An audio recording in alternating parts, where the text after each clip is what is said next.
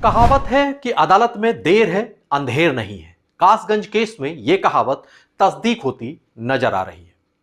6 साल 11 महीने 7 दिनों के बाद उत्तर प्रदेश के कासगंज जिले के बहुचर्चित चंदन गुप्ता हत्याकांड में अदालत ने शुक्रवार को अपना फैसला सुना दिया। लखनऊ में स्पेशल एनएआई कोर्ट ने इस मामले में 28 दोषियों को उम्र कैद की सजा सुनाई। इन पर भारी जुर्माना भी लगाया है। इस मामले के एक आरोपी की सुनवाई के दौरान ही मौत हो गई थी, जबकि 2 आरोपियों को सबूतों के अभाव में संदेह का लाभ देते हुए बरी कर दिया गया। नमस्कार, मैं हूं ज्ञानेश शुक्ल।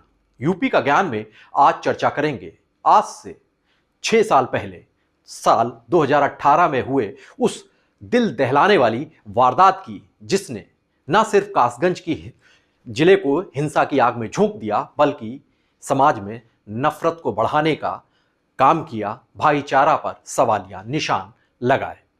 घटना आज से तकरीबन 7 साल पहले 2018 में तब हुई, जब कासगंज जिले में तमाम संस्थाओं और संगठनों ने गणतंत्र दिवस मनाने के लिए अपने अपने लिहाज से तैयारियां की हुई थी। इसी कड़ी में विश्व हिंदू परिषद, अखिल भारतीय विद्यार्थी परिषद यानी एबीवीपी और हिंदू वाहिनी, इन संस्थाओं ने, इनके कार्यकर्ताओं ने भी एक तिरंगा यात्रा का ऐलान किया। उसका आयोजन वो कर रहे थे। इस यात्रा के लिए 100 से भी ज्यादा बाइक पर भगवा ध्वज और तिरंगा लेकर युवाओं की एक टोली निकली। सुबह 9:30 बजे जो एक टोली जो कासगंज के एक मोहल्ले से जो निकली, उसमें चंदन गुप्ता भी शामिल था। ये वहीं के रहने वाले एक परिवार का सदस्य था। 3 इसके भाई बहन थे, उसमें सबसे छोटा चंदन गुप्ता था, बीकॉम का छात्र था, तमाम सामाजिक संगठनों से भी, संस्थाओं से भी जुड़ा हुआ था। जैसे ही ये जो काफिला था, ये 10:30 बजे शहर के बड्डू नगर एक इलाका है, वहां पर पहुंची ये लोग। पूरी जो यात्रा थी, जब वहां पर पहुंची तो वहां पर मौजूद अल्पसंख्यक बिरादरी के कुछ लोगों ने अवरोध पैदा किया। ये लोग यात्रा को आगे ना बढ़ने देने के लिए अड़ गए, उस पर आमादा हो गए। तिरंगा यात्रा जब रोकी गई तो माहौल बिगड़ने लगा। बहस शुरू हुई पहले, फिर देखते देखते झड़प और मारपीट होने लगी। और जब मारपीट होना शुरू हुई, उसी दौर में किसी ने, जो लोग थे यात्रा में शामिल, इन पर पथराव भी शुरू कर दिया। इस बीच फायरिंग भी शुरू हो गई। फायरिंग हुई तो चारों तरफ भागदौड़ मचने लगी, अफरा तफरी मच गई। इस बीच जब तक लोग कुछ संभल पाते, समझ पाते, तभी भीड़ के बीच से एक आवाज गूंजी। उसमें कहा कि आवाज आई कि चंदन को गोली लग गई है। आनन फानन में चंदन को रक्त रंजित था और उसको खून से लथपथ उसको अस्पताल ले जाया गया, जहां उसका ट्रीटमेंट शुरू हुआ। लेकिन दोपहर 12:25 पर चंदन को डॉक्टरों ने मृत घोषित कर दिया।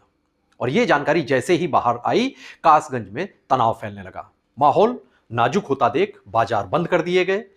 पुलिस प्रशासन सक्रिय होने लगा। इसी दौरान आक्रोशित लोगों ने प्रदर्शन और नारेबाजी भी शुरू कर दी।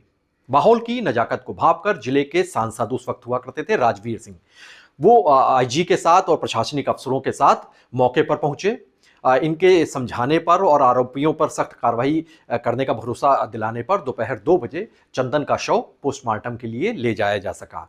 पोस्टमार्टम हाउस गया और उसके बाद वहां पर पोस्टमार्टम करने के बाद डॉक्टर्स के पैनल ने पोस्टमार्टम किया। 7 बजे उसका शव उसके घर भेज दिया गया। इस बीच समय बीत रहा था, लेकिन तनाव लगातार बढ़ता जा रहा था। लोगों की नाराजगी, उनका गुस्सा, आक्रोश, वो भी उसमें इजाफा हो रहा था। जिले में पीएसी और पुलिस फोर्स तैनात कर दिए गए थे। दबाव बढ़ रहा था। इसी बीच रात को 12:17 पर चंदन गुप्ता के पिता सुशील गुप्ता की तहरीर पर शहर की कोतवाली में मुकदमा दर्ज किया गया, जिसमें 3 भाइयों सलीम, वसीम और नसीम सहित 20 लोगों को नामजद किया गया। अन्य अज्ञात को आरोपी बनाया गया। इस घटना के अगले दिन 27 जनवरी को सुबह 8:30 बजे भारी पुलिस बंदोबस्त के बीच चंदन का शव अंतिम संस्कार के लिए ले जाया गया। लेकिन उसके परिजन जो थे वो अड़ गए और उन्होंने कहा जब तक आरोपियों पर कार्रवाई नहीं होती है तब तक वो अंतिम संस्कार नहीं होने देंगे। और जब यहाँ पर नारेबाजी भी शुरू हो गई और परिजन जब आक्रोशित होते दिखाई दिए, उसके बाद 10 बजे दिन में अगले दिन घटना के सांसद राजवीर सिंह ने सीएम योगी से अपने फोन से ही बात कराई। सीएम योगी ने उन्हें सख्त कार्रवाई का भरोसा दिया और कहा कि इस मामले में उनको न्याय मिलेगा और इसमें सख्त कार्रवाई होगी। उसके बाद ही चंदन के शव का अंतिम संस्कार किया जा सका, उनके परिजन इसके लिए तैयार हो पाए।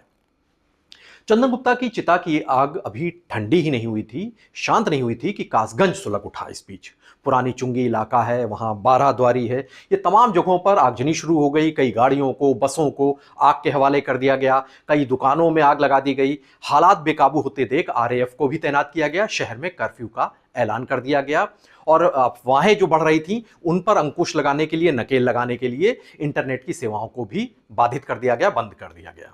हालांकि देर रात तक छिटपुट, हिंसा, आगजनी की घटनाएं होती रहीं, लेकिन पुलिस प्रशासन जो सख्त हो चुका था, इसके बाद हालात पर काबू तो पा लिया गया, लेकिन तनाव लगातार बना हुआ था। एक हफ्ते तक कासगंज हिंसा की इस आग में झुलसता रहा। इस मामले की गूंज सोशल मीडिया पर भी सुनाई दी, खूब जमकर ये मामला, इसमें हंगामा हुआ, खूब हैशटैग इसमें आगे आए। उसमें जो चंदन गुप्ता के परिजनों को लेकर, उनको इंसाफ दिलाने को लेकर कई बातें कही गई, उनके परिजनों ने भी सवाल उठाए। इसके बाद जो ये पूरा मामला था, अपराध की गंभीरता को देखते हुए, इसमें राष्ट्र विरोधी प्रकृति को देखते हुए इस केस को, इसको एनआईए को, राष्ट्रीय जांच एजेंसी को सौंप दिया गया ये मामला। और उसके बाद जो मुख्य संदिग्ध थे, इसमें जो भी नामजद अभियुक्त थे, उन सबकी गिरफ्तारी का सिलसिला भी शुरू होने लगा। इस केस में जांच एजेंसी ने जब तफ्तीश शुरू की, कई लोगों की गिरफ्तारी की, उनसे पूछताछ की, उसके बाद इस मामले में 11 और नाम जोड़े गए और कुल 31 लोगों को आरोपी बनाया गया। इस केस में जांच एजेंसी ने शुरुआती तफ्तीश जो शुरू की, उसके बाद 26 अप्रैल 2018 को इस मामले में अपनी प्रारंभिक जो आरोप पत्र था वो इस केस में दाखिल किया एनआईए ने। इसमें 30 लोगों को आरोपी बनाया, जब पूरी छानबीन की कि 30 लोगों की रोल इसमें सामने आए। इस मामले में साल 2019 से ट्रायल भी शुरू हो गया। साल 2020 में दो मुख्य आरोपी इसमें से जो थे, वसीम और नसीम, इनको जमानत मिल गई और ये जेल से बाहर आ गए। इस मामले में चंदन के पिता द्वारा सीएम योगी से सख्त कार्रवाई किए जाने की गुहार लगाई गई थी। ये परिवार ने उनकी मांग को देखते हुए इसके बाद 10 मार्च 2022 को ये केस एनआईए कोर्ट लखनऊ में इसको ट्रांसफर कर दिया गया।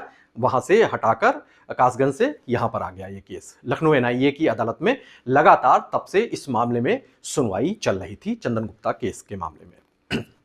इसमें तमाम गवाहियां हो रही थीं, बचाव पक्ष अपने गवाह प्रस्तुत कर रहा था, जिरह चल रहा था अभियोजन और बचाव पक्ष की, लगातार गवाहियां और सबूत पेश किए जा रहे थे। 25 अक्टूबर 2024 को एनआईए ने सब पक्षों को सुनने के बाद अपना फैसला सुनाने की बात कही थी, लेकिन इसी बीच आरोपी जो थे वो इलाहाबाद हाईकोर्ट चले गए, एक याचिका दायर कर दी।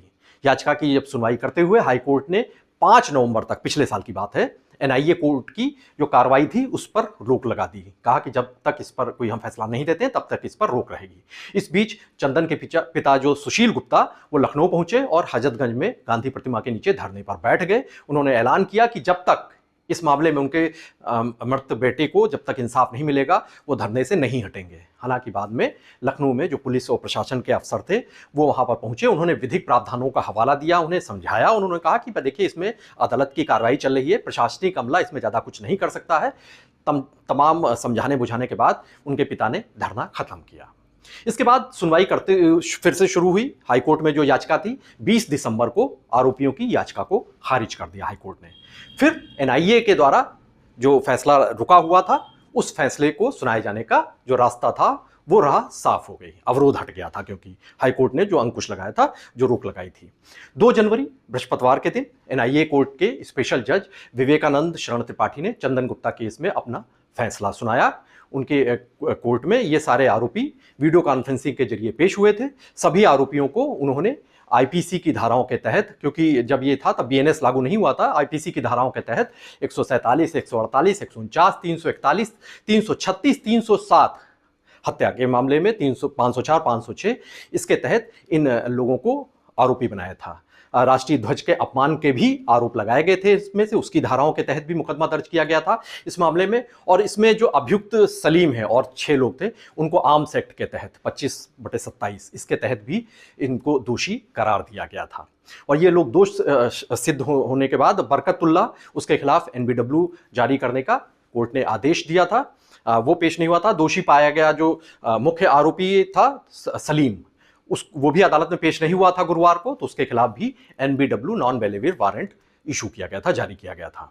और मुकदमे का एक आरोपी, जब ये सुनवाई हो रही थी, उस पूरी सुनवाई के दौरान अजीजुद्दीन, एक आरोपी जो बनाया गया था एनआईए के द्वारा, उसकी सुनवाई के दौरान ही मौत हो गई थी। लिहाजा उसके संबंधित जो भी विधिक कार्रवाई प्रचलित थी, उसे जो नियम होता है कि अगर मृत्यु हो जाती है आरोपी की तो वो कार्रवाई समाप्त कर दी जाती है, उसकी कार्रवाई समाप्त कर दी गई अजीजुद्दीन की। उसके अलावा दो आरोपी नसूरुद्दीन और असीम कुरैशी, इनके खिलाफ जो सबूत थे वो नहीं मिल पाए, एनआईए नहीं पेश कर सकी, इसलिए इन्हें संदेह का लाभ देते हुए इस केस से बरी कर दिया गया। इसके बाद जो 28 लोग बचते हैं जो आरोपी, उन्हें ही दोषी करार दिया गया था। इस मामले में 18 गवाह पेश किए गए थे अभियोजन पक्ष की तरफ से, बचाव पक्ष ने भी 23 गवाह अपनी तरफ से पेश किए थे।